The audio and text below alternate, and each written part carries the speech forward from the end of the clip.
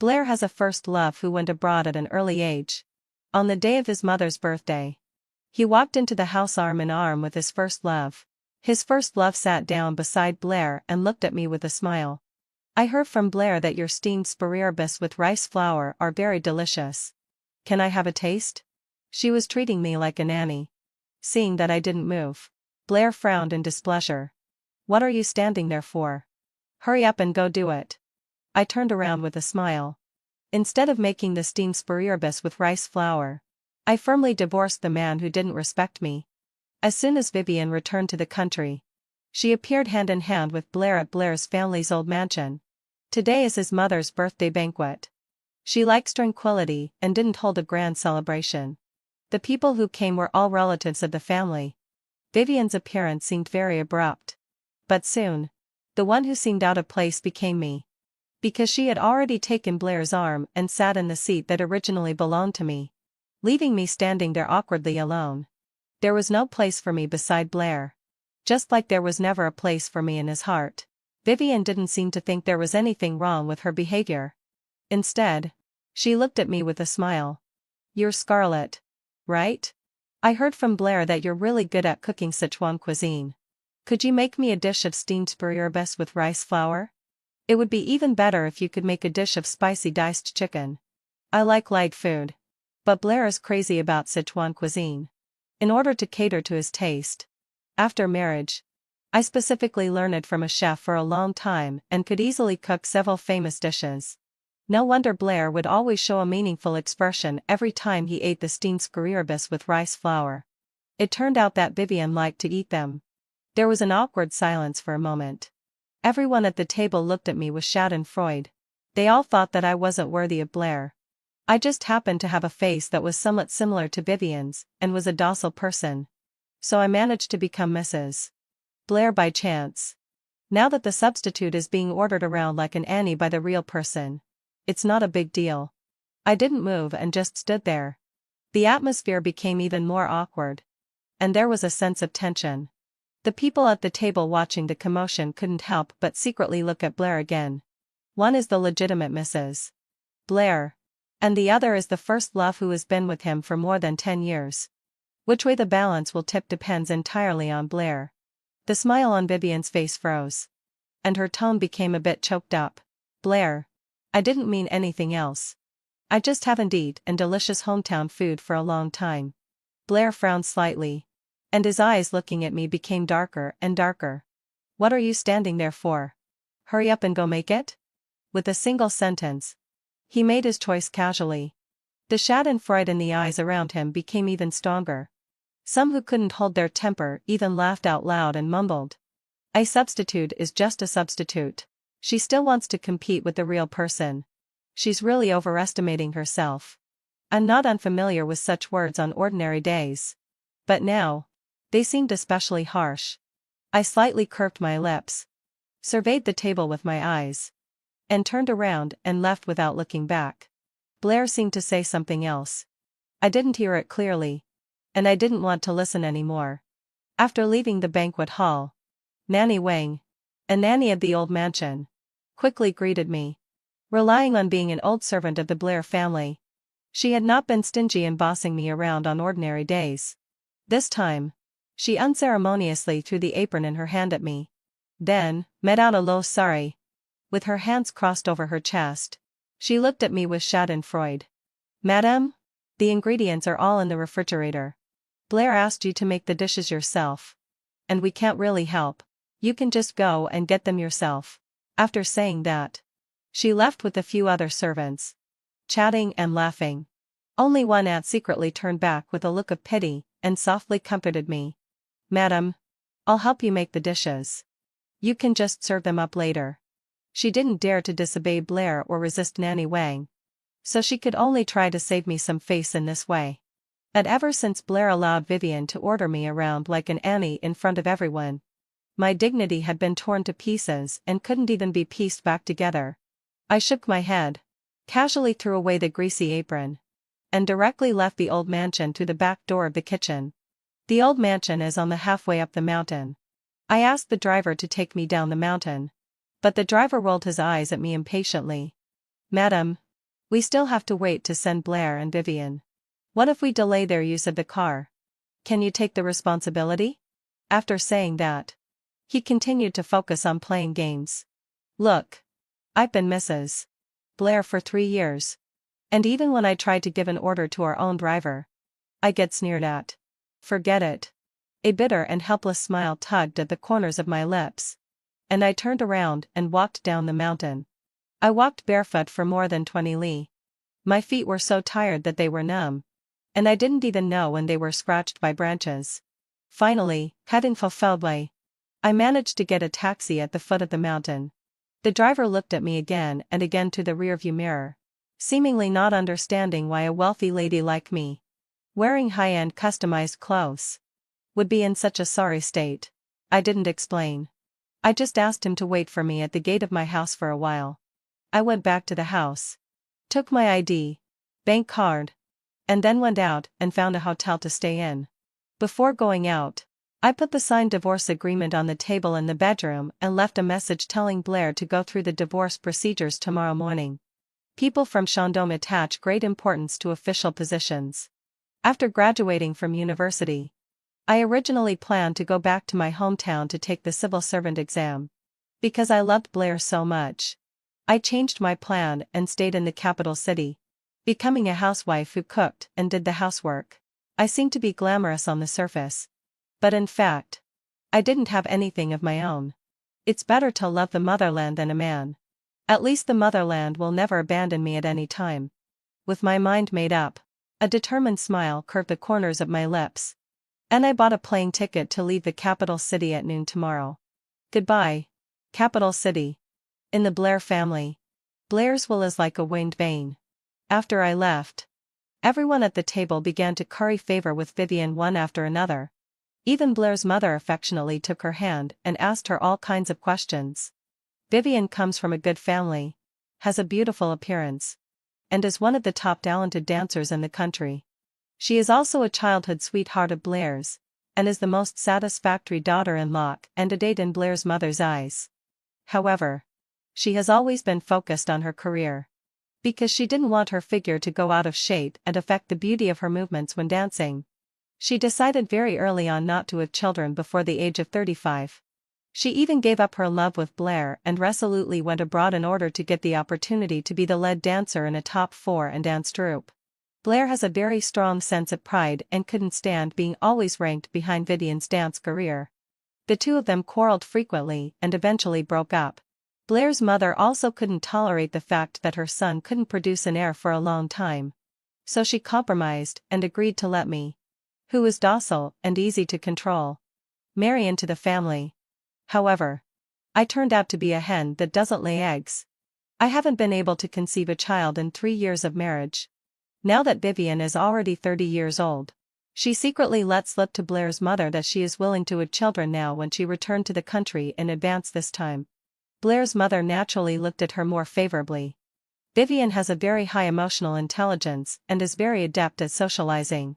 She would occasionally tell some interesting stories about her years abroad, making everyone laugh heartily. Blair sat beside Vivian, responding casually from time to time, but his eyes kept glancing at the empty seat on the other side. When Scarlett left just now, he asked the servant to move a chair over. She is his wife and should be sitting beside him.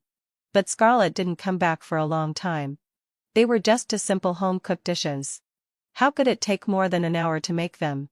Blair frowned slightly and ordered the servant beside him. Go to the kitchen and see how much longer it will take for Madame to finish.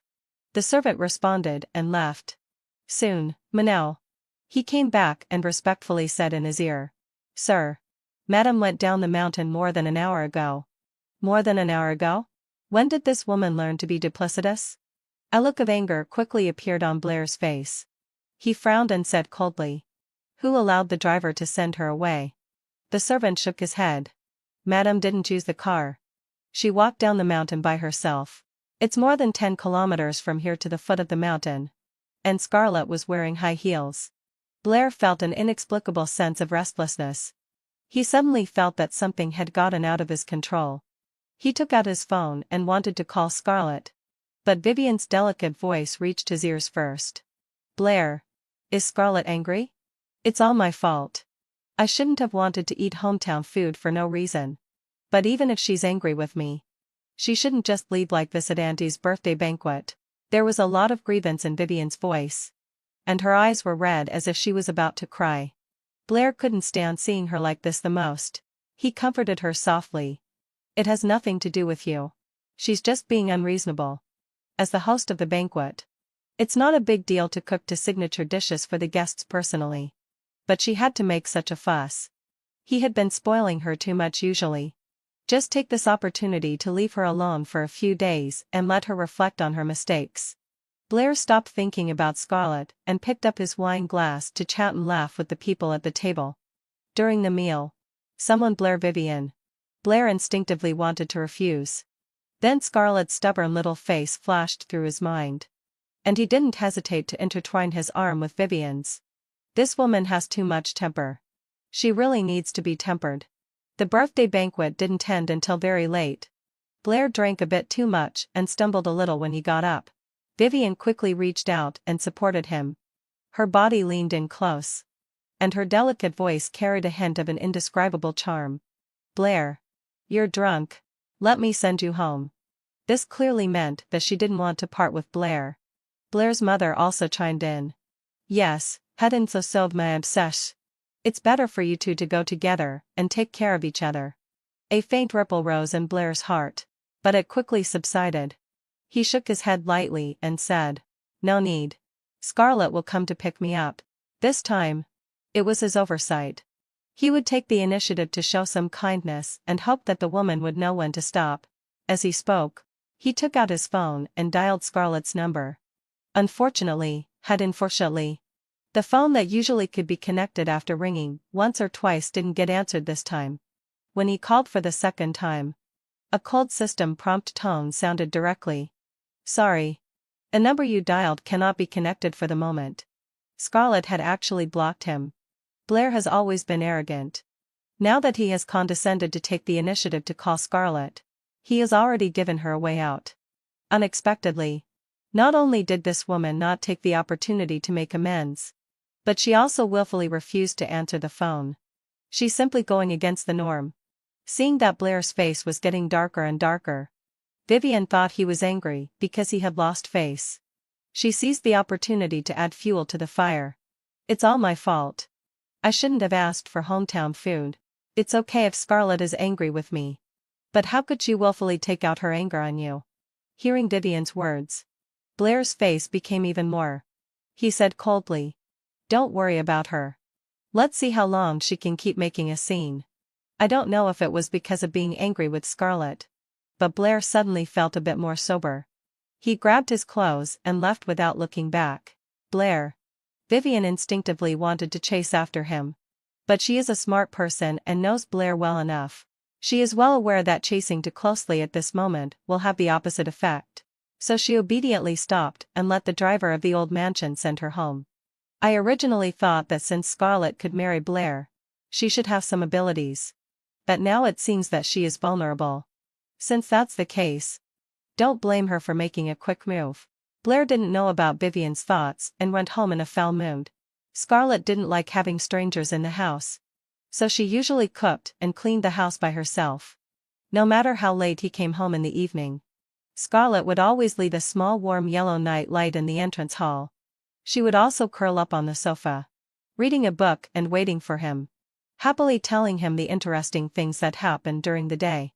Even if he was uninterested and too lazy to echo a single word, the other person would still talk nonstop. Scarlett had bought many books for exam preparation and took advantage of her leisure time to review and prepare for the civil servant exam in the capital city. Because of Vivian's matter, Blair extremely disliked women with a strong career ambition. When he found Scarlett studying late into the night by the light of a lamp, he flew into a rage on the spot and threw all the books and notes into the trash can. He threatened her that she either stay at home properly or get a divorce and get out. Scarlett cried bitterly that time. She picked the books back from the trash can but never read them again. Now, neither the Scarlett who was reading a book nor the Scarlett who was scrolling through short videos could be seen. The entrance hall and the living room were all pitch black. Blair impatiently tugged at his tie.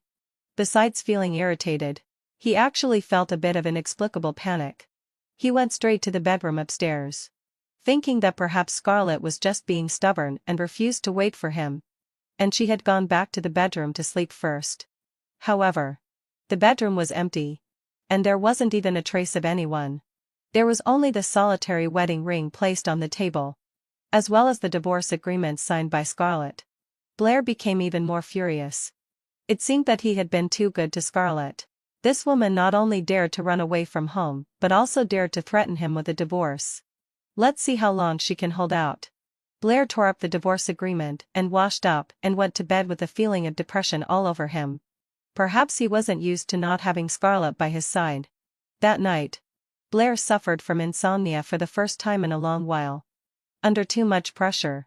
He used to suffer from frequent insomnia, and even taking sleeping pills didn't work. Since getting married to Scarlett, this problem had miraculously healed on its own. Scarlett always carried a faint lavender fragrance, which made him feel at ease. Now, Blair let out a heavy sigh and went to the company with 2 dark circles under his eyes. As soon as he entered the office, he received a courier. When he opened it, it turned out to be the divorce agreement sent to him by Scarlett. On her side, she had already signed her name. The signature was so forceful that it seemed to penetrate the paper. It could be seen how determined she was when she signed it. Almost the moment he opened the courier, Scarlett's call came in. See, she was indeed threatening him with a divorce. The corners of Blair's mouth curled up slightly, and he immediately pressed the answer button and coldly scolded, "Scarlett, have you had enough of this nonsense? I don't have time to play this childish game with you. Come back quickly, or don't come back for the rest of your life." Scarlett ignored Blair's impotent rage. "Blair, I won't ask for half of your property. And I haven't taken away any valuable items. But I won't return the pocket money you gave me over the past few years. Consider it as compensation for me being Vivian's substitute." Her voice was calm and emotionless as if she was narrating something that had nothing to do with herself at all. "I'm already at the Civil Affairs Bureau now. If you don't come over to sign the divorce agreement within an hour, I'll file for divorce. Don't blame me if it becomes known to everyone then." In Scarlett's long speech, Blair keenly grasped the key point. What substitute? Who said you were a substitute? Indeed, when he first met Scarlett, he had indeed seen Vivian's shadow in Scarlett for a moment. But soon, he realized that these were 2 completely different people. Scarlett was cheerful, lively, free-spirited, and completely different from Vivian's pride and wanton sins. No one would mistake them for each other. Don't you and the people around you think so? The sarcastic words and looks from the relatives at the dinner table last night were still vivid in her mind. There was a hint of sarcasm in Scarlett's calm tone. "Blair, if you want to rekindle your relationship with Vivian, you could have told me in advance. Even if I have a thick skin, I won't pester you." Blair just thought Scarlett was unreasonable. He pinched the bridge of his nose and said irritably, "Nonsense. I've never thought of rekindling my relationship with her. That's a matter between you 2 and has nothing to do with me." Scarlett had no patience to argue with Blair anymore. She just said infuriately, "There are still 59 minutes left. If you don't come by then, I'll immediately find a lawyer to file for divorce." "You." Scarlett rarely had such a tough attitude. Blair felt a sudden sense of panic in his heart. He gritted his teeth and said, "Think it over. Once you sign the agreement, you'll lose me forever. Even if you kneel on the ground and beg me in the future. Come here quickly. There are still 58 minutes left." Lose? She had never really had him. Had she? For the first time in all these years. Scarlett took the initiative to hang up Blair's call.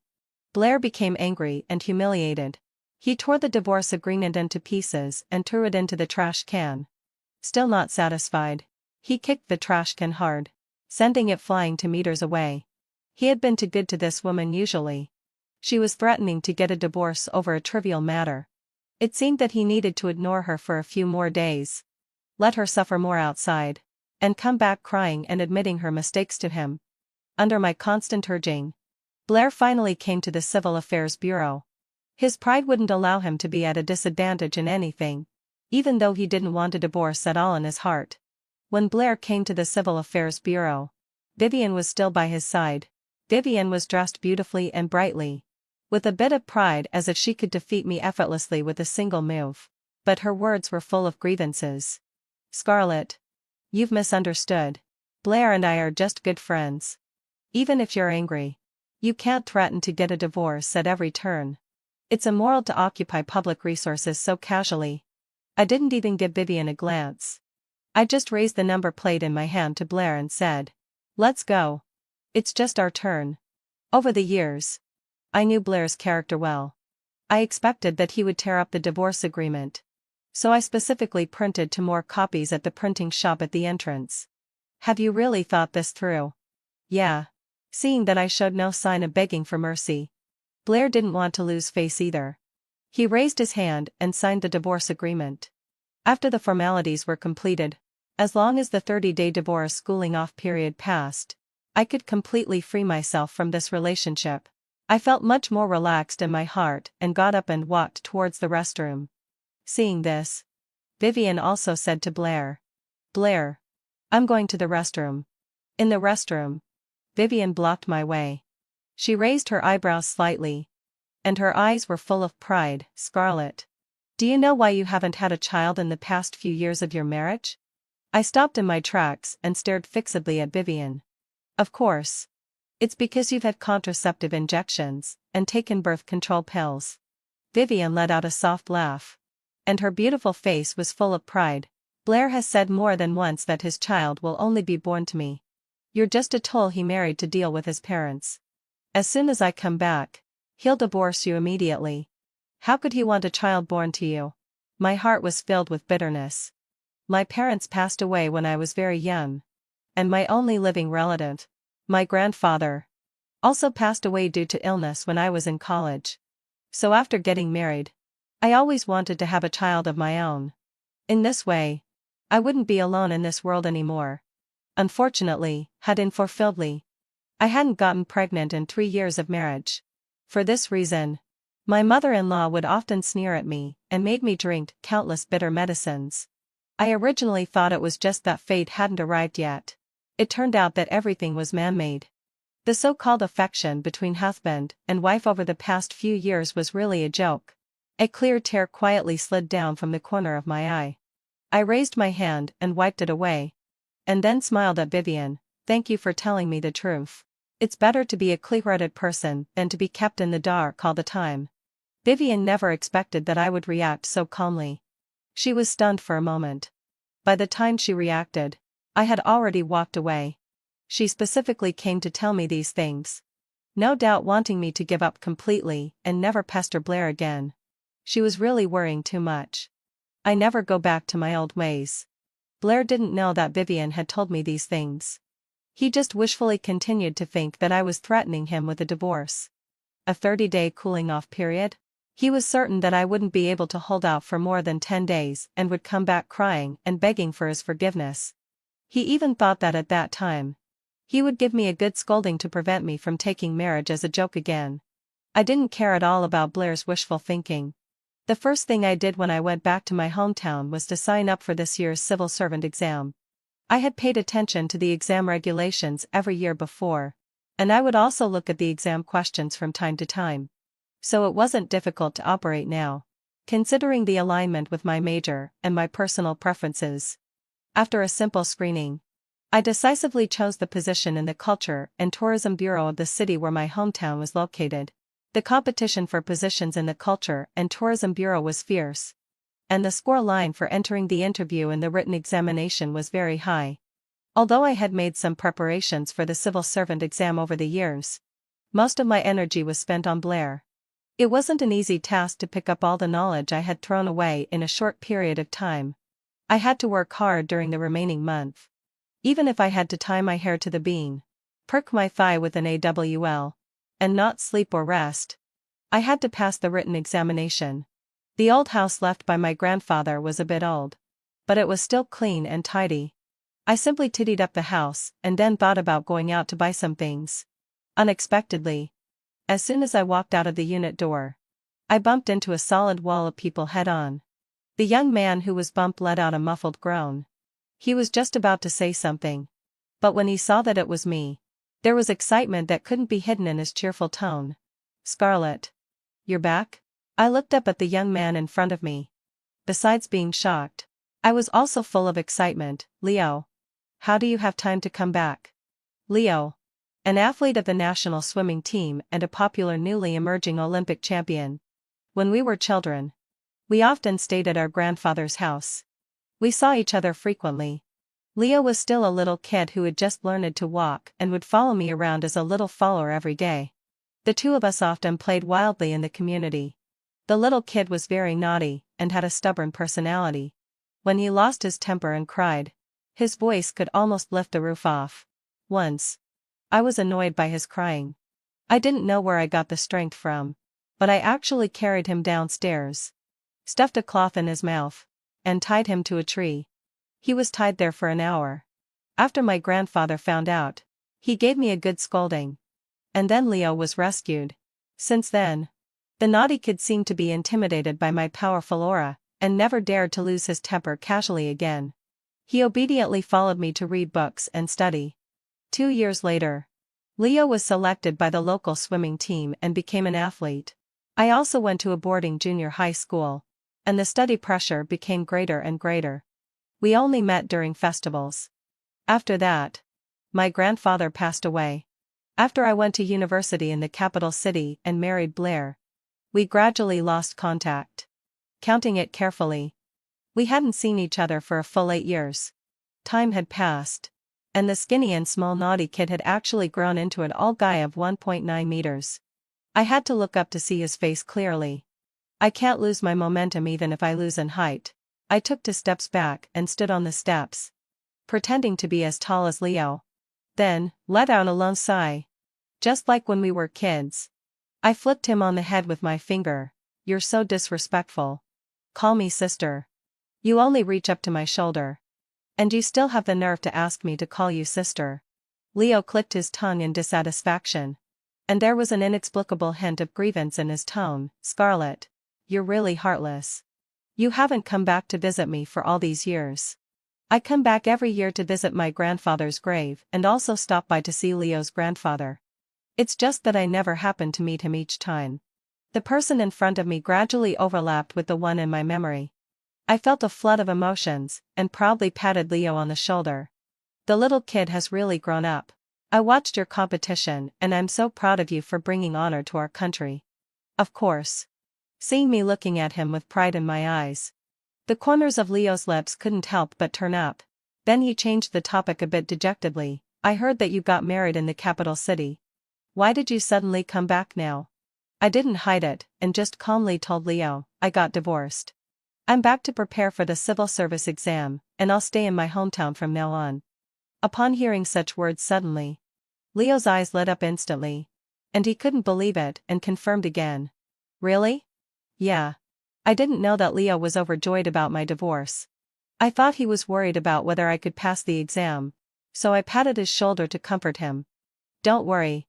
Your sister will definitely pass the exam." Leo nodded without hesitation. "Of course. You're the most amazing Scarlett in the whole world." As a newly crowned Olympic champion, Leo is currently the most sought-after figure. He is swamped with various activities and business advertisements. I originally thought that after he came back to visit his grandfather, he would leave soon. Unexpectedly, early the next morning, he knocked on my door carrying big and small bags. Leo poked his head in and squeezed into the house. He put the vegetables and fruits in his hands into the refrigerator as if he were at his own home, mumbling as he did so, "There are only 28 days left until the exam. During the preparation period, you have to eat and drink well and ensure enough rest. I'll cook for you." "No need.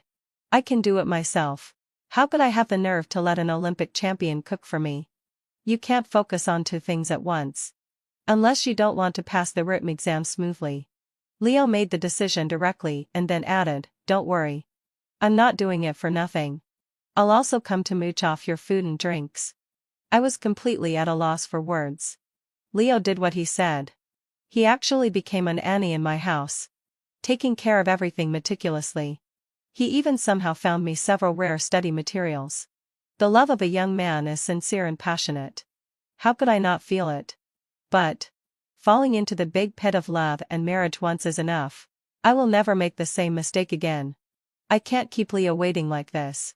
After much consideration, I decided to make things clear to him during the meal.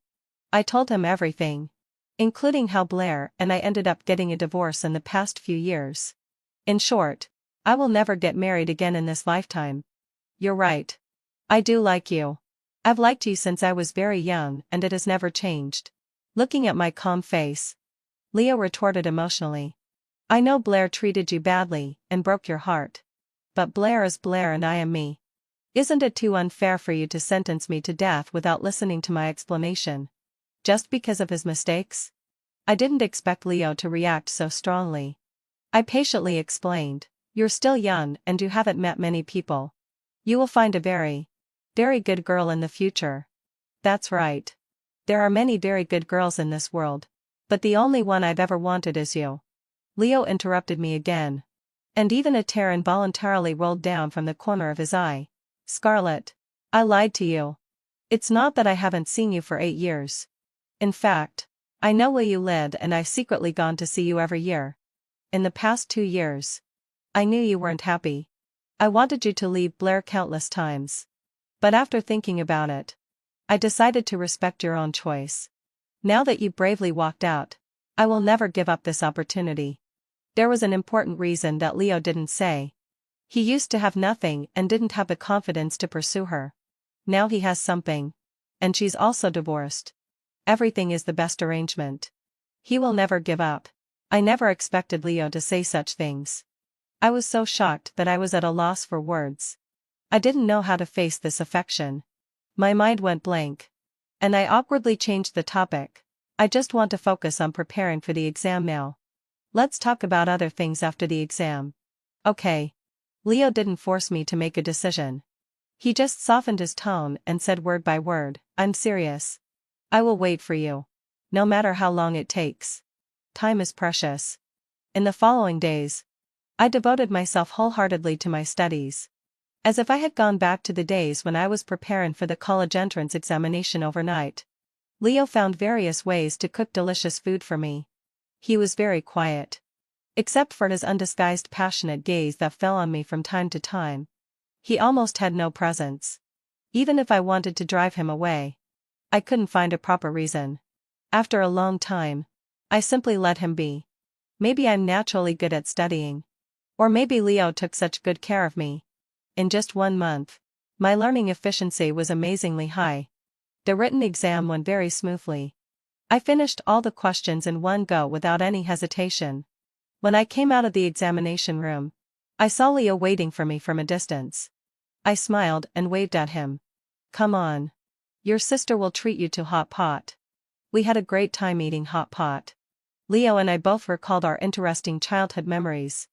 And it seemed like we had endless things to talk about. When we reached the entrance of the community, I suddenly wanted to eat the handmade puffed rice sold by the old granny in the neighboring community. Without saying a word, Leo went to buy it for me. While I strolled slowly in the community, enjoying the rare leisure time, before I knew it, I strolled downstairs to the apartment building. When I saw the familiar black Maybach from a distance, the smile on my lips disappeared instantly. Blair must have been waiting for a long time. When he saw me approaching, he opened the car door and got out. He frowned slightly, looking a bit unhappy. Where have you been? You're back so late.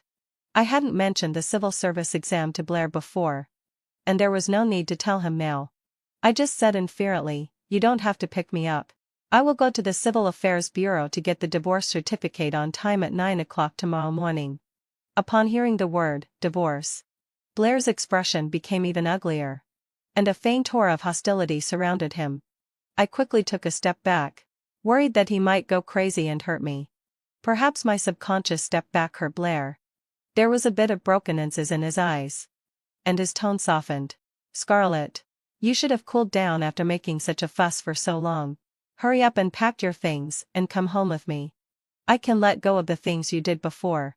I shook my head and said lightly, Blair, it's over between us. There's no turning back. We haven't received the divorce certificate yet. So it's not a real divorce. Blair stubbornly denied my answer and said eagerly, "Scarlett. We've been together for so long and we have feelings for each other. I don't want you to regret your willfulness today in the future." I knew Blair well enough to see at a glance that this wasn't what he really thought in his heart. But now, this was the only way he could make up for it. Could it be that signing the divorce agreement that day was just a momentary impulse? And now he regrets it so much that he doesn't want a divorce? His pride won't allow it. So, he can only use this tough attitude to force me to compromise. I've thought a lot these days. I admit that I shouldn't have brought Vivian to my mother's birthday banquet that day. And I shouldn't have asked you to cook for Vivian in front of so many people. I don't know what decision Blair made. But he started talking non-stop. But this is just a trivial matter. I didn't really cross the line with Vivian and betray our marriage. I've come all the way here. You should forgive me this time. So, humiliating me in front of so many people was just a trivial matter. I just found it ridiculous and couldn't help but snort. Our marriage has been full of problems for a long time. Getting a divorce isn't a momentary impulse. It's a choice I made after careful consideration. Once I've seen the great sea, other waters seem not worth seeing. After repeated disdain, indifference, and deception, all the feelings have been won away. Scarlett. My patience is limited. Blair rushed over and grabbed my wrist tightly. I felt disgusted and tried to shake off Blair's hand. But he was so strong that I couldn't break free. It was as if as long as he didn't let go, I wouldn't leave him. Unfortunately, Hutting fulfilledly. He was wrong. I struggled with all my might. When we were at a stalemate, Leo came back with the puffed rice. He took a step forward and pushed Blair away forcefully. With a murderous look on his face. "Get lost. You're hurting her." Blair obviously recognized Leo. He eyed the other person warily. And his gaze finally landed on me. "Scarlett. Is it because of him that you want to divorce me?" Leo is at the peak of his popularity right now. And there are countless eyes on him. If there were news of him interfering in someone else's relationship at this time, the consequences would be unimaginable. I subconsciously protected Leo behind me. And my cold gaze couldn't hide my disgust. "Blair. I came back to my hometown after going through the divorce procedures with you. Before that, I hadn't seen Leo for 8 years. Our marriage broke down because you and the people around you have never respected me. Under your connivance, they trampled on my dignity wantonly. And it has nothing to do with anyone else." Hatred welled up in my heart. I took a few deep breaths to calm down my emotions and said coldly, "Don't you have any idea how you've treated me all these years? Or do you think I'll always compromise and endure everything?" If Blair could have the courage to admit his mistakes, I might have grudgingly admired him as a man. But at this moment, the way he unhesitatingly shifted the blame onto others made me dislike him even more. And I felt that I had really been blind these past few years. After knowing each other for several years, the way I looked at Blair always carried deep love. And I had never been as cold and impatient as I was now. Blair felt his heart twitch suddenly and quickly explained, "I've already fired the nanny and the driver who mocked you that day. I didn't know what they did behind my back." "It wasn't behind your back. It was out in the open." I took a deep breath and calmly corrected Blair's words. "Your attitude towards me is the same as the attitude of the people in our family towards me. You treated me like a servant to please your first love, Vivian. You clearly told them that they could trample on me at will. And only by trampling on me could they win your favor. I don't hold a grudge against the servant and the driver. They're just employees. And there's nothing wrong with following their boss's preferences. The real culprit behind all this has always been Blair himself. The truth is always a sharp knife that stings at any time." Blair's expression became more and more flustered, and he kept shaking his head. "Scarlett. It's already over between me and Vivian. I never thought of divorcing you for her. You just want to enjoy my meticulous care on the one hand. Reminisce about the beauty of your first love with Vivian on the other hand. And then watch with great interest as to win and fight openly and secretly for you and are jealous of each other." I didn't hesitate to expose Blair's thoughts and chuckled. "It's a pity that you're not an emperor who rules the world. And I'm not interested in acting in a palace intrigue drama. This failed marriage is the price I should pay for misjudging people. Now everything is over." After hearing about all the grievances I suffered from Blair, Leo clenched his fist so tightly that they turned hard. He rushed over and was about to punch Blair. I quickly pulled him back with my quick eyes and deft hands and went upstairs without looking back. It's not worth getting a reputation for fighting and brawling for a man who has already become a thing of the past. I originally thought that having said things to this extent, with Blair's usual arrogance and pride, he would surely not continue to pester me. Unexpectedly, he acted contrary to his usual behavior and rushed over again to grab my wrist. There was a deep affection in his tone that I had never felt before, and even a bit of pleading. "Scarlett, as long as you're willing to come back with me, we can have a child and live a good life as a family in the future. Blair, during the 3 years of our marriage, you've always known that I wanted a child. And you also knew how much ridicule and abuse I endured from your mother because I couldn't give birth, and how many bitter medicines I took. But you didn't want anyone other than Vivian to have a child for you. You even secretly gave me contraceptive injections and made me take birth control pills." I raised my eyes and met Blair's gaze. And then slowly smiled. "In a way, I should thank you for not allowing me to have a child, so that I can leave now without any ties." "Scarlett." Blair seemed to have never expected that I would know his dirtiest thoughts head and deep in his heart so clearly. And he was completely flustered. He emotionally tried to reach out and grab my hand again. Seeing that his hope was dashed, he shook his head repeatedly. "No. No, Scarlett. I've already regretted it. I haven't given you birth control pills in the past 2 months. I really want to have a child with you. It doesn't matter anymore." I didn't look back at Blair and just said coldly, "Blair. You've always called me by my full name. Scarlett. Keep doing that in the future, so as not to let others misunderstand that we're very close. You really want to distance yourself from me like this?" "It's not about distancing myself. We actually have no relationship at all anymore." I corrected Blair's words word by word. And then reminded him again. "Let's meet at the Civil Affairs Bureau at 9 o'clock tomorrow morning. We should part on good terms. Don't make me look down on you. It's just a failed marriage. As long as you correct your mistakes in time, it's okay. In the future, my life can still be as clear and bright as a sunny sky." I refused to leave with Blair and planned to take the earliest flight back to the capital city the next day.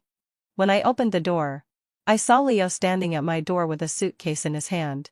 It looked like he had been standing there for a long time. I felt both amused and helpless. "You don't have to worry. Blair won't do anything to me. Blair cares most about his face.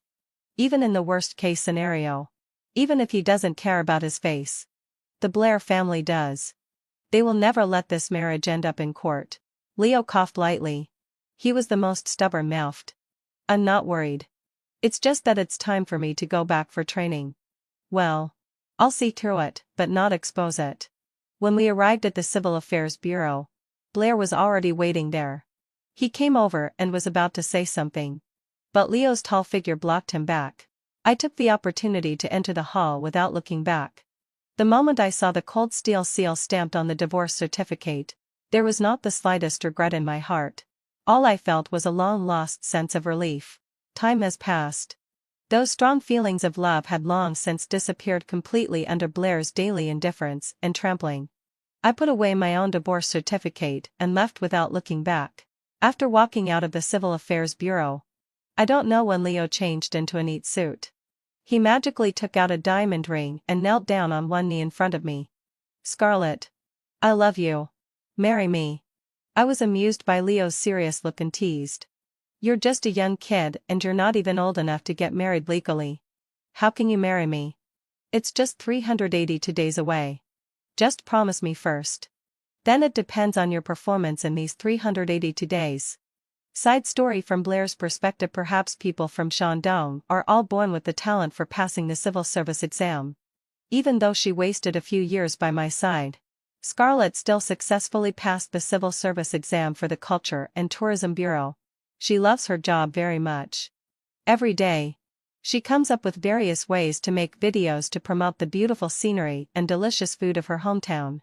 In her spare time, she goes to the mountains to help villagers with poor mobility plant seeds, remove weeds, pick cherries and apples. And she's very busy and happy. She once said that she took the civil service exam because she wanted to serve the people. I always sneered at that. Now it seems that I've never really understood her.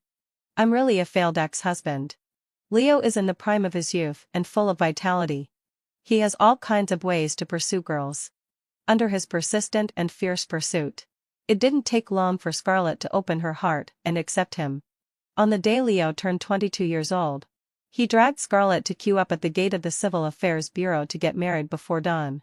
He didn't want to waste a single minute. He posted a photo of the two of them holding the marriage certificate on a social media platform and added a proud caption.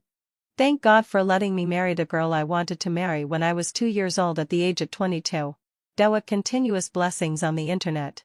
And from time to time, someone would tease Leo for being precocious, saying that he was already thinking about getting a wife when he was wearing open crotch pants. Leo hugged Scarlett tightly in his arms and his face was almost splitting with a smile. "That's right. I decided on her the first time I saw her." Scarlett nestled in Leo's arms. Her beautiful eyes were as gentle as water. And the deep love in her eyes was overwhelming. "I love Leo very much. He is the unique redemption in my long life." They held the wedding banquet in the small mountain village where Scarlett first shot a promotional video. The whole village was so lively that it was almost boiling. The continuous feast lasted for 3 days. The villagers were very grateful to Scarlett and had endless things to say to her. Leo would chime in from time to time, making everyone burst into laughter. Scarlett behaved gracefully and generously. And there was always a bright and unrestrained smile on her face. She was no longer as cautious as she was when she was in the Blair family. Only then did I realize belatedly that the previous appearance was not the real her. It was just because of her love for me that she suppressed herself and endured everything in every way. It's ridiculous that I actually thought she was a timid and submissive person who couldn't be presentable. I even tried to use the versatile Vivian to stimulate her, making her know that a woman who was good at socializing like Vivian was the one who deserved to be the lady of the Blair family. No wonder she no longer wants me. For me, having fulfilled my obsession, losing Scarlett is the biggest regret in my life.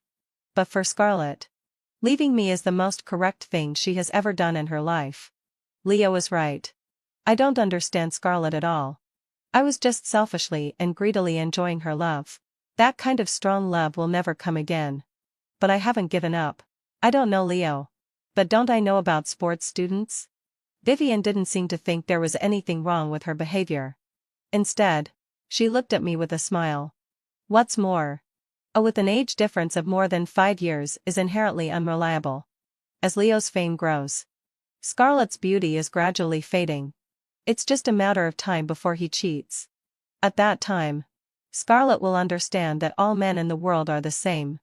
It's already very rare that I can realize my mistakes and am willing to make amends. But I waited year after year.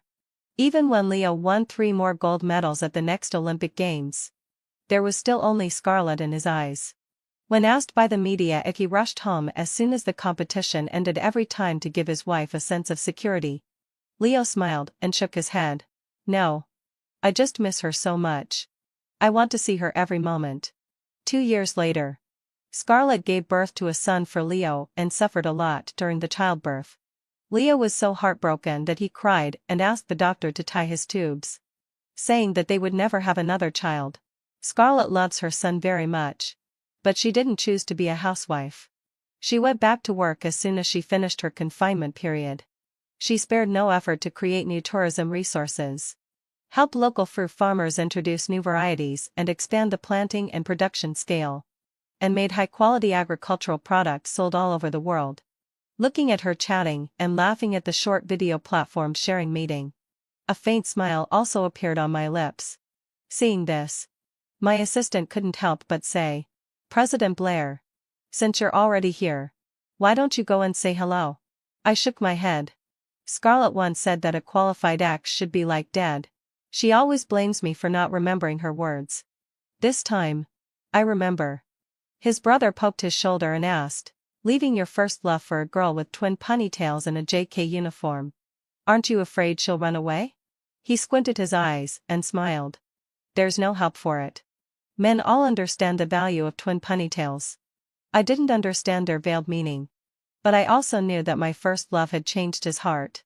However, at the moment I received the admission notice, my first love asked me with red eyes, "Didn't we agree to go to the same university?" When I arrived at school in the morning, I just found out that my first love, fickle, unfulfilled lassie, had transferred to a parallel class. During the lunch break, I ran to the teaching building of the parallel class to find Fickle, wanting to explain. But as soon as I climbed up to the corridor on the second floor, I heard several familiar voices. "Dude, you're something. You directly transferred to the parallel class for a transfer student." There was a familiar teasing tone in the voice. It was Fickle's good brother. He was holding a tennis racket in his hand and slouching against the outdoor corridor. "Aren't you afraid that your first love will find out about this and break up with you directly?" I held my breath. Instinctively, having fulfilled I looked around for a blind spot in the line of sight and hid myself. "What can I do about it?" Fickle's voice was deeper than I remembered. But he sounded in a good mood. "I've said it before. A girl with twin ponytails and a JK uniform increases attack speed. And compared to twin ponytails, Astra is still just a sour plum." As soon as he finished speaking, there was a burst of laughter around. "What about your first love then?" someone asked. "When we go to university, I'll focus on being with her alone." I covered my mouth, and my throat felt dry. They were having a lively joke. A girl wearing a light gray JK uniform ran out of the parallel class. She stood out among the group of students in blue and white uniforms around her. The twin ponytails swayed on both sides of her cheeks. It made my eyes ache. "What are you talking about increasing attack speed?" Her voice was clear and crisp. The laughter rang out again. Fickle grabbed the ends of the transfer student's hair with one hand, and the girl's head tilted back slightly. "Don't you understand what increasing attack speed means?" The twin ponytails swayed in his hand. The boys around laughed suggestively. The transfer student blushed. "I don't understand. Can you teach me?" The laughter became even louder. "Vixen. Are you sure you want Fickle to teach you?" So her name was Vixen. Vixen stood on tiptoe and looked straight at Fickle. She provoked him. "Are you afraid, Astra?" The people on the outdoor corridor fell silent instantly. I froze for a moment, and the sound of footsteps came from below the stairs. Fickle also walked down the stairs, his steps a little flustered.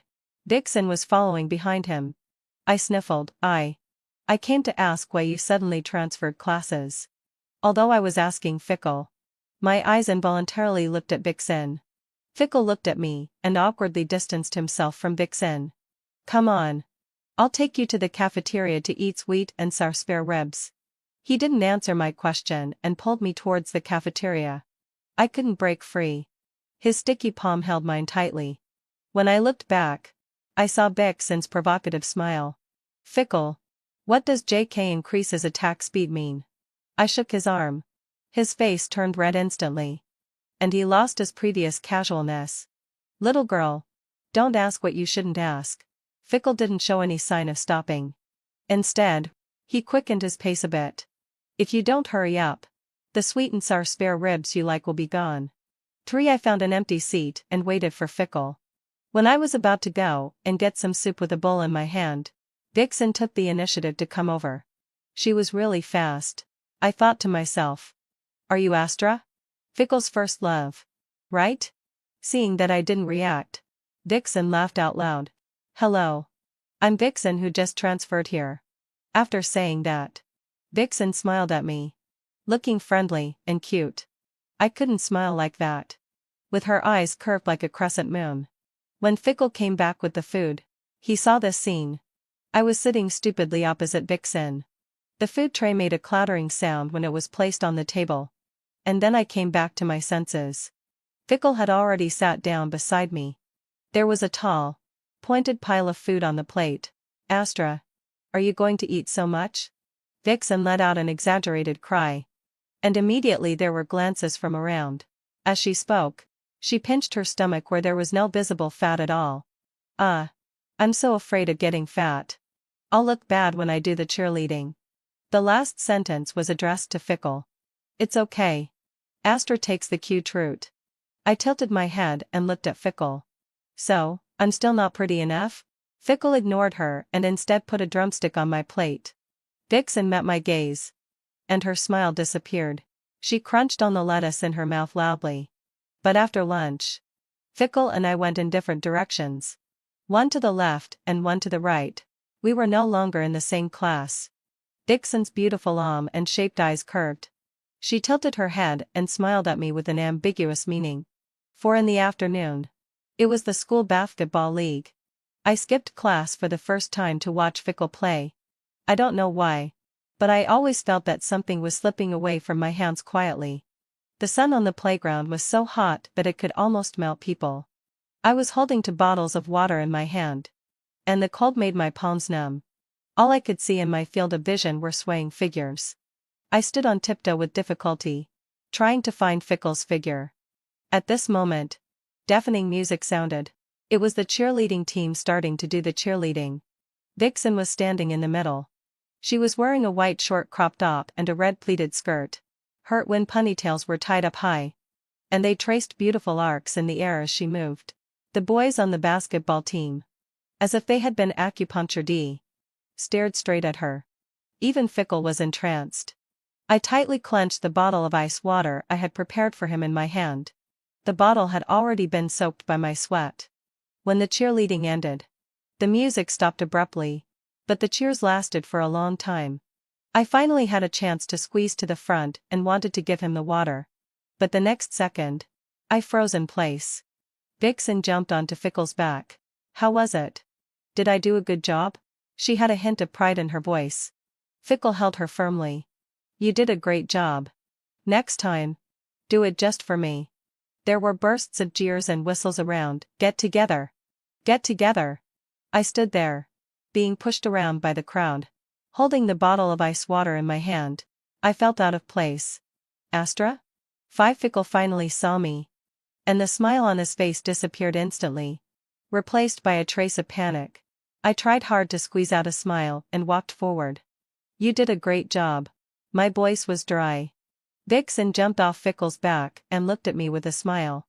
Thank you for the compliment. Her smile was particularly dazzling. Here's the water for you. I handed the water to Fickle. And his hand touched my fingertips. I couldn't help but blush. Just as Fickle unscrewed the bottle cap and took a sip, Vixen snatched it away and took a few gulps from the bottle cap that Fickle had drunk from. I stood there stunned. Fickle also blushed instantly. He looked at me, a little embarrassed. But he forced a smile and said, You little rascal. Do you want to have an indirect kiss with me?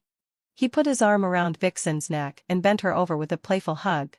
Vixen smiled and stuffed the water bottle back into Fickle's hand.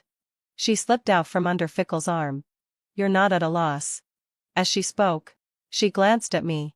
And there was an indescribable complex emotion in her eyes. When I wanted to say something, Vixen had already pulled Fickle away, leaving only a sentence. Astra. You go back to class first.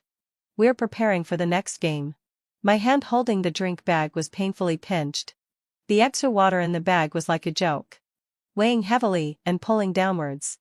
6 When I got back to the classroom, it was eerily quiet. There was only the sizzling sound of my classmates' pens scratching on the draft paper. My friend Ally poked me with her elbow and asked in a low voice, What's wrong with you? You look so pale. Did you get into a fight while buying water? There was a bit of teasing in her tone, but the concern at the end of her sentence couldn't be hidden. It's okay. I sat down and stuffed the water bottle in my hand into the desk drawer. The cold touch still remained in my palm, but the little bit of enthusiasm in my heart had long been melted by the sun. I even felt like I was a transparent person at that moment, with no presence at all. But Ally obviously didn't want to let me go. You don't have to say it. Then I'll tell you the news that Fickle transferred classes for the transfer student has spread throughout the school. The pen in my hand paused for a moment.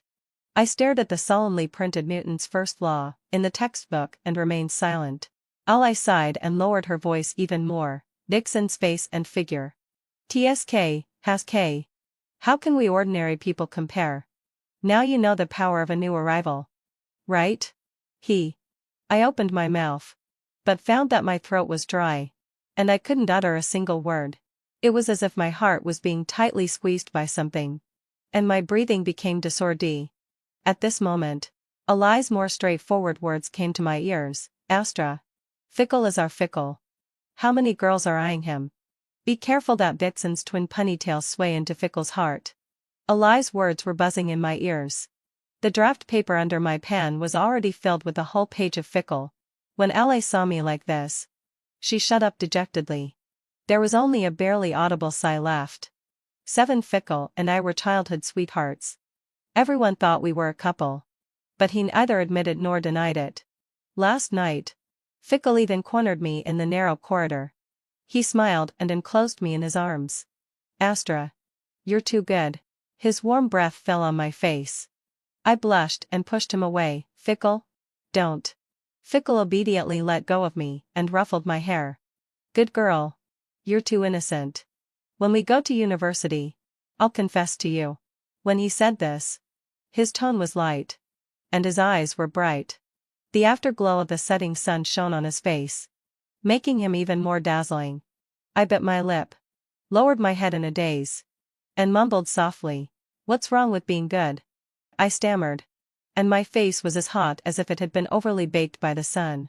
"If you're good, we have to take it slow." He raised his hand and pinched my slightly chubby cheek, and he even chuckled softly. "You're like a sour plum now. You have to slowly turn into sugar." He looked very serious. Even the curve of his eyelashes when he lowered his head was a bit heart-pounding. I felt as if I had been stung by a bee, feeling both sweet and tingly. I could only nod blankly. Okay. Got it. 8. When class was over in the evening, I stood at the intersection of the stairs between the honors class and the parallel class, hesitating. My eyes involuntarily glanced towards the parallel class. But it was already quiet over there. It seemed that everyone had left. Didn't Fickle wait for me? I dragged the school bag strap and shuffled towards the school gate. Before I left the school, I heard loud jokes coming from beside the snack stall. What's going on? Vixen let out a low sigh. Do you want to go back with Fickle today to review about increasing attack speed? From a distance, coming distance, I saw Vixen kick towards the boy who had spoken. The wind blew up her skirt, revealing Vixen's flesh-colored safety pants. There was even louder laughter around. Vixen turned around and pounced on Fickle's back again. Fickle, will you give me some tutoring then? Her voice was soft and delicate. Fickle held his school bag in one hand and grabbed Vixen's hand that was hooked around his neck with the other. If you want tutoring, how could I not fulfill your wish? Then the two of them walked away amidst a burst of laughter. 9. When I got home, my mother poked her head out from the kitchen and wiped her hands. Didn't Fickle come with you for dinner? His parents are working overtime again today. He's busy. I answered in a low voice. But my heart trembled. And I added another sentence. Put the food in a lunch box. I'll take it to him. I didn't know why I wanted to bring him food. But I just really wanted to. I wanted to go and take a look. As for what to see, I didn't know myself either. After packing the food to send to Fickle, I trotted upstairs. But when I stood in front of Fickle's door, I hesitated. I had the key. But now my hand was half raised in the air, not knowing whether to knock on the door or turn around and leave. There were sounds of laughter and chatter coming from inside. It reached my ears through the crack of the door, like poisoned flowers.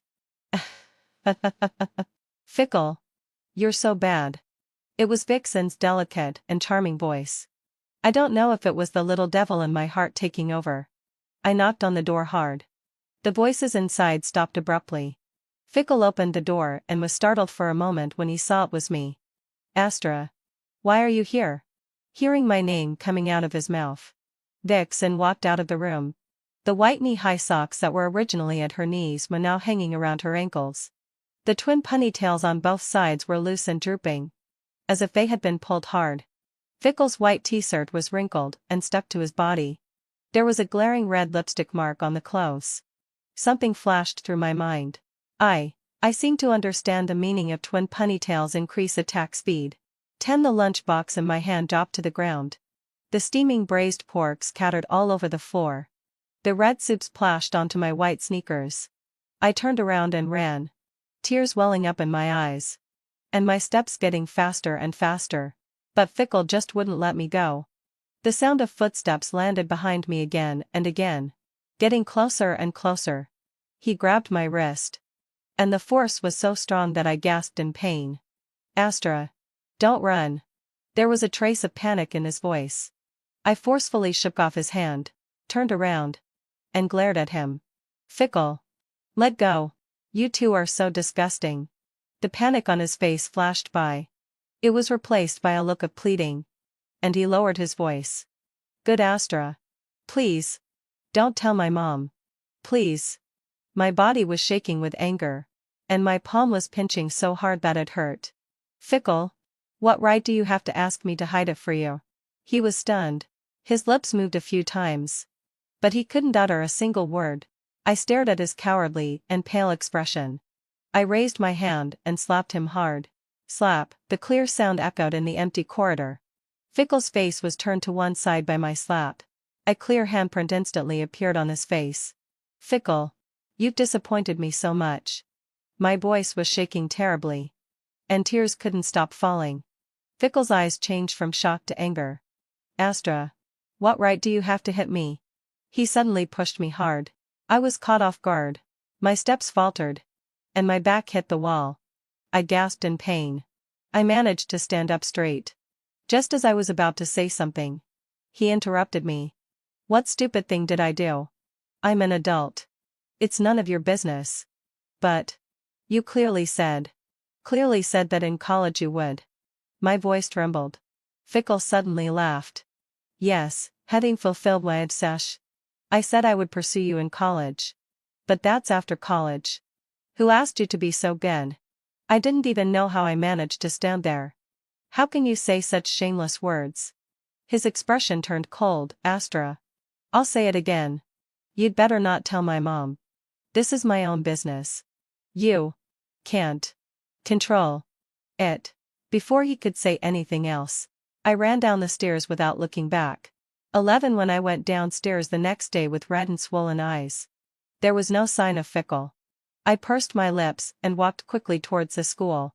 During the physics class, the teacher told me that he had signed me up for the national physics competition. If I won an award, I might be able to get a direct admission quota. I looked at the registration form in my hand. I lay on the desk and hesitated. The school for this admission was Beijing Institute of Technology. And the school that I had previously agreed with Fickle to go to was Zhang University. I folded the registration form and stuffed it into the desk. Knight in the front seat suddenly turned his head. What? Are you willing to give up the admission quota because of your first love? He was also participating in this physics competition. Knight. Fickle, hadn't fulfilled my desire. And I had always dominated the top 3 in science subjects. Every time Knight's ranking was ahead of Fickle's, he would say to me, "Don't you fall in love with Knight just because he got the first place. You're talking nonsense." I turned my head, lay on the desk, and retorted him in a sullen voice. I heard Knight's soft laugh. Who didn't see your first love wearing a leather jacket and entering the school gate with the transfer student this morning? It's hard for you to still be so infatuated. I immediately sat up and poked Knight with my pen. Knight. You're so annoying. 12 During the lunch break, I strolled to the cafeteria to have a meal. As soon as I sat down, Knight sat opposite me. He handed me a notebook. This is a collection of comprehensive dynamic questions that I gathered by referring to previous year's physics competitions. I remember you've always been weak in this area. I opened my mouth slightly and flipped through the thick notebook. There were even annotations made with different colored pens inside. Don't thank me. I just don't want you to embarrass our honors class. The words of thanks that I originally wanted to say were choked back. My face turned red. Knight. Can't you speak properly? He ignored my exclamation. He put a piece of braised pork on my plate. This is what you like. I saw that you didn't get any just now. The words I wanted to scold him with were choked back again. When I was about to say something, Vixen's voice sounded. Astra? I saw Vixen pulling Fickle over. Wow, Knight. Vixen sat down beside me on her own. Fickle hesitated for a moment and had to sit side by side with Knight. You guys eat. We finished. Knight suddenly stood up and pulled me to leave. Knight. I haven't Do you like to have green tea with your meal? Come on. I'll take you to have an extra meal. Knight pulled me and continued to walk outside. But my other hand was tightly grasped by Fickle. 13 Astra. If you go with him, we'll break up our friendship. I was originally hesitant. But I was provoked by Fickle. Fickle. Are you crazy? It's none of your business who I go with. You can't control it. When I said these words, I secretly gave myself a gesture in my heart. Fickle probably didn't expect the boomerang to come back to him so quickly. He was stunned for a moment and then suddenly laughed. So, Astra. Are you using Knight to make me jealous? When I didn't know how to retort, Knight stood in front of me. Fickle, Fickle. What's wrong with going with me? You gave up making progress and went to the parallel class. What's wrong with me tutoring Astra in physics? Fickle was left speechless by Knight. His face was so dark that it seemed to drip ink. Astra? He calls you Astra? Fickle turned to look at me. And his words were somewhat gritted. I tilted my head and looked at Vixen behind him. So what? We haven't even gone to his place for tutoring yet. Are you stupid? You're a girl. You should have some self-respect. When Fickle said this, I didn't react much. But Vixen behind him seemed a bit wobbly. I smiled and looked behind Fickle. He seemed to have just realized what he had said, and quickly turned around to give Vixen a reassuring look. In this gap, Knight pulled me and left. He also left a sentence. Come to my place for tutoring tonight. 14 Knight pulled me out of the cafeteria. He walked straight to the small restaurant at the back gate of the school. As soon as we sat down, I quickly said to Knight, I'm not going to your place. He laughed. A really annoying kind of laugh. Yo, hadn't fulfilled my obsession. What kind of dirty thoughts are in that little head of yours? What do you think I'm going to do? I'm being kind enough to help you make that perfect little white lotus and her green tea Knight jealous. And you're learning to wrong people. My face turned red instantly from what he said. You're the one with dirty thoughts. I mumbled in a low voice, feeling too guilty to look at him. Knight suddenly became serious. I think a girl like you is quite rare. You're so good at science. Don't let some messy things affect your studies. After a pause, he continued, however, it's true that I want to tutor you. I know there's a good 24-hour library. We can go there after class in the evening. Study for 2 hours. And then go home. I nodded blankly. Okay. 15 after class in the evening. I followed Knight to the library. When we arrived at the door, he said to me, wait for me for a moment. I'll buy something. After a while, he came out carrying a bag. In addition to 2 bottles of lemon tea, he also picked up a box of sour plum candies. Here. Want some? He raised the candy box, which was square. I think you like these. He handed the candies to me. His tone natural. How do you know I like these? I was surprised. I observed it. He smiled. And a hint of cunning flashed in his eyes. At this moment, I felt a flash of light behind me. I turned my head to look. But there was nothing. What's wrong?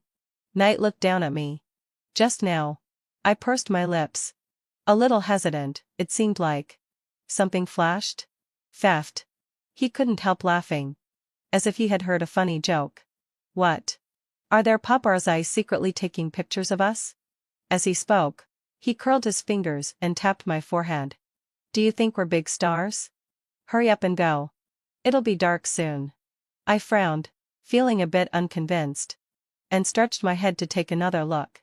But there really was nothing. The streetlights were still on. And the street was quiet.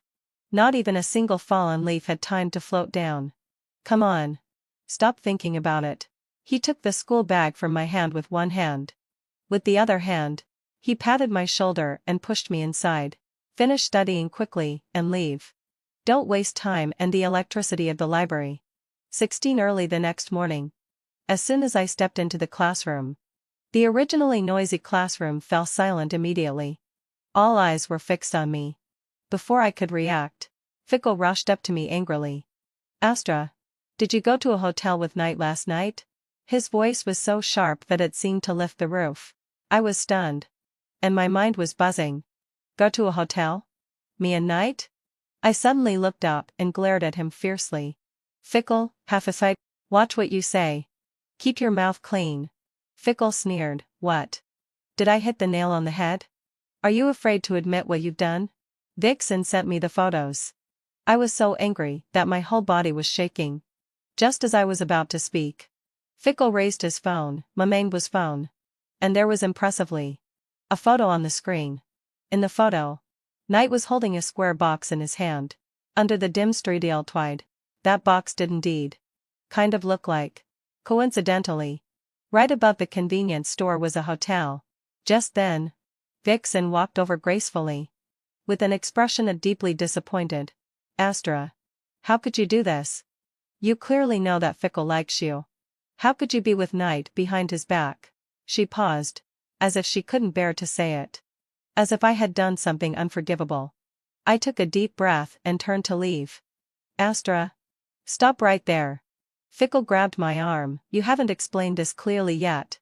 You. Explain your mother. I suddenly shook off his hand. I snatched Knight's phone and pointed at the square box in the photo. Open your dog eyes and look carefully. This is candy.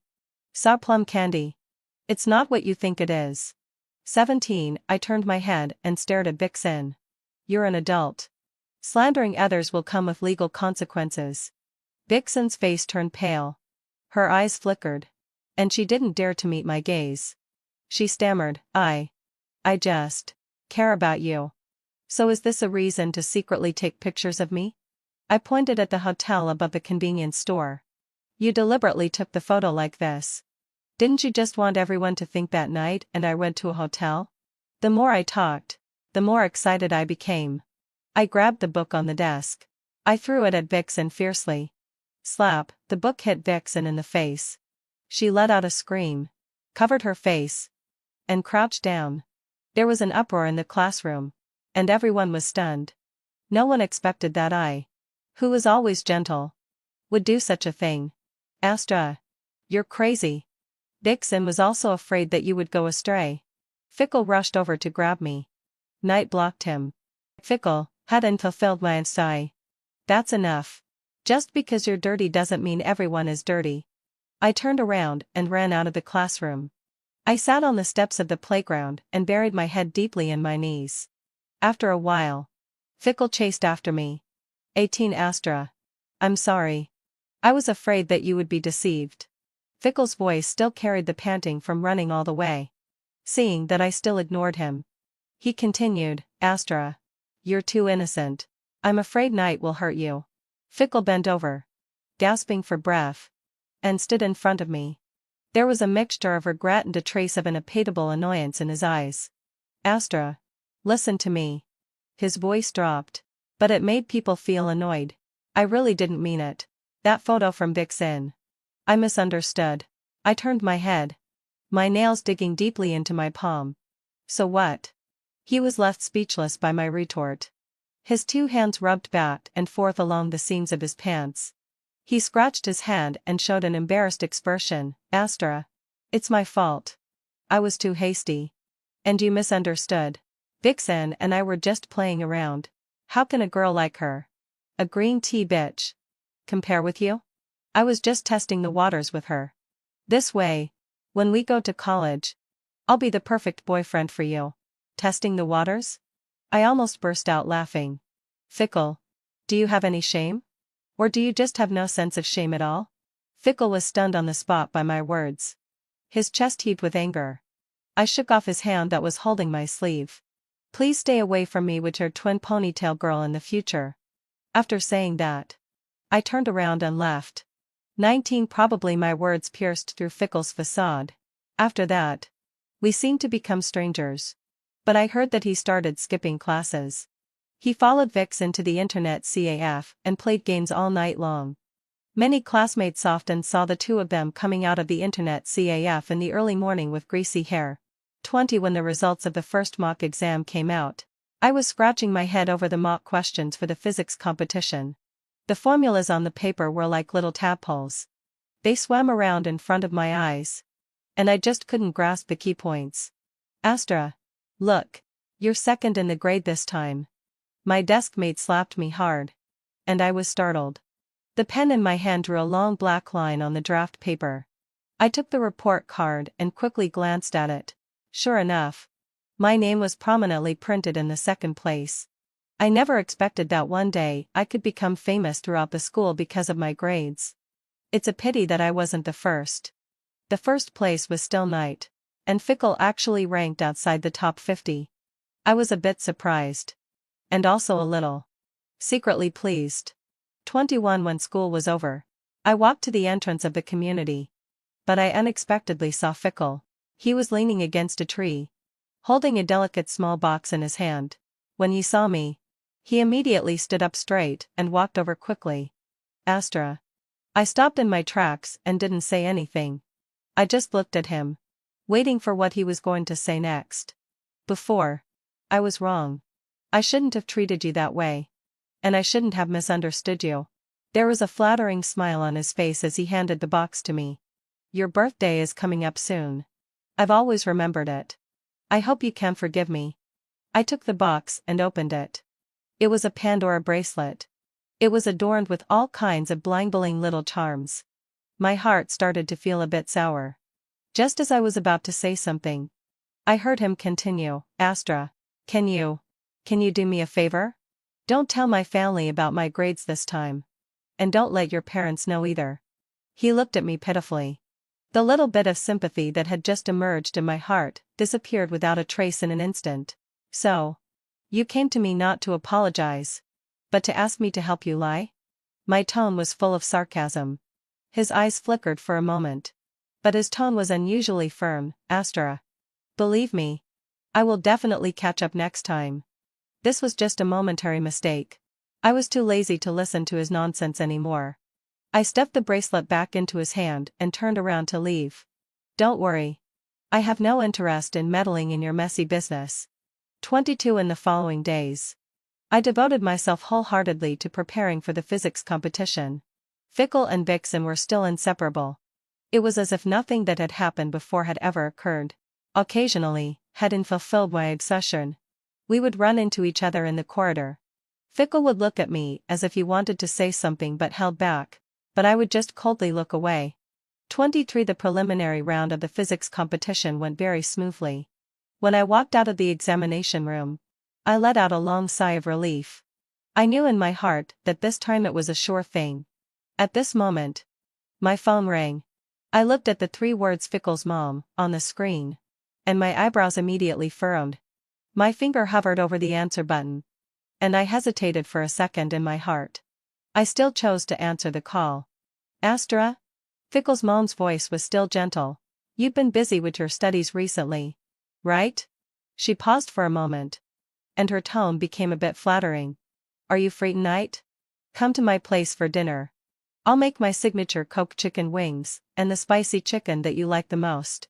How about it? I hesitated for a moment. I really didn't have the interest. Fickle's mom. I'm sorry. I'm really a bit busy with my schoolwork recently.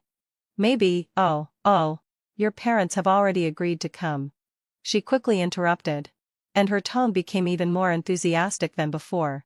And, Auntie, I have something I want to trouble you with. I was left speechless.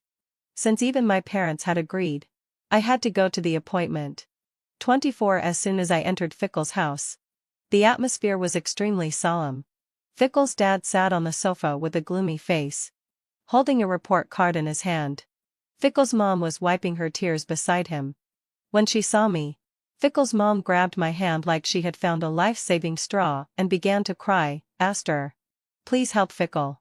Fickle's mom sighed, glanced at Fickle's dad, and continued, Astra, it's like this. Fickle. His exam results this time were not very satisfactory, and the teacher called home. Only then did I realize that Fickle's grades had been completely exposed. It's not just about the grades. Fickle's dad took over the conversation, his tone heavy. We just found out that this kid actually secretly transferred to a parallel class. We really don't know what he was thinking. Fickle's mom held my hand, looking earnest. Astra, Auntie knows that you're good at studying. Can you help Fickle? He used to listen to you the most. I looked at Fickle's mom's expectant eyes. I opened my mouth, but I didn't know what to say. At this moment, my mom spoke up. Fickle's mom. Don't be too anxious. The child is growing up and has his own thoughts. Aster can't really help much either. She's also busy with her studies. I gave my mom a grateful look. The atmosphere during dinner was awkward and oppressive. Fickle didn't say a word and just kept his head down, shoveling food into his mouth. Occasionally, he would lift his eyelids to look at me. And he would continue to eat in silence with his head down. 25 after dinner. I slipped home early on the pretext of having his temachike. When it was almost 10 o'clock, my phone vibrated again. The caller ID clearly showed Fickle. I answered the phone. And his familiar voice with a hint of irritation came through. Come down. I have something to talk to you about. After saying that, he hung up the phone directly. He didn't give me a chance to refuse at all. I opened the curtain and looked downstairs. He was standing under the streeteltwide, looking up at my window, as if he would come up if I didn't go down. I simply put on my coat and went downstairs. What do you want from me? I stood still in front of him and asked directly. He looked up, and there was actually a hint of unpredictable anger in his eyes. Was it you? Did you tell my parents? I was almost laughed out of anger. Fickle, has your brain been fried? Why do you think it was me? If it wasn't you, who else could it be? He was aggressive. And his tone was full of certainty. I've already apologized. What else do you want? Fickle, I said slowly, enunciating each word. Your mom said that the teacher called her. Can't you understand that? I rolled my eyes and planned to go home and continue sleeping. Fickle's growl came from behind me. Astra, I misjudged you. I shrugged my shoulders with my back to him. 26. The results of the physics competition came out. As expected, Knight was first again. And I actually got third place. I was shocked myself. But what surprised me even more was that I actually got the admission quota for Beijing Institute of Technology. Congratulations. Astra. The head teacher smiled with many wrinkles on his face and patted my shoulder hard. That kid Knight gave up the admission qualification. He said he's going to study abroad. So you got lucky. Knight was going to study abroad? I was taken aback for a moment. But then my thoughts were quickly occupied by the matter of the admission. After school, Knight called me to the playground. Beijing Institute of Technology is more suitable for you. Don't be silly and refuse it. He had a serious and sincere expression. I was torn for a few days. And finally I decided not to accept the admission. But I didn't tell anyone. Not even my parents. I found the head teacher and asked him to keep it a secret for me. I wanted to take the college entrance examination. I want to give myself an explanation. I said this to him. The head teacher also patted my shoulder with satisfaction. Good kid. You have ambition. Things hadn't been peaceful in Fickle's family upstairs recently. Since the last incident with his grades, Fickle had completely let himself go. He went in and out with Vixen. I heard that he had stayed out all night several times and played games all night long. Moreover, he never made it back to the top 5 in the grade in the second and third mock exams. His father's roars could almost penetrate the floorboards every day, making my eardrums buzz. Every time my mom heard it, she would sigh. How could this child have become like this? 27 time passed quickly. And in the blink of an eye, it was the eve of the college entrance examination. Astra, are you ready? Knight sent me a message. I'm ready. I replied. But I wasn't really confident in my heart.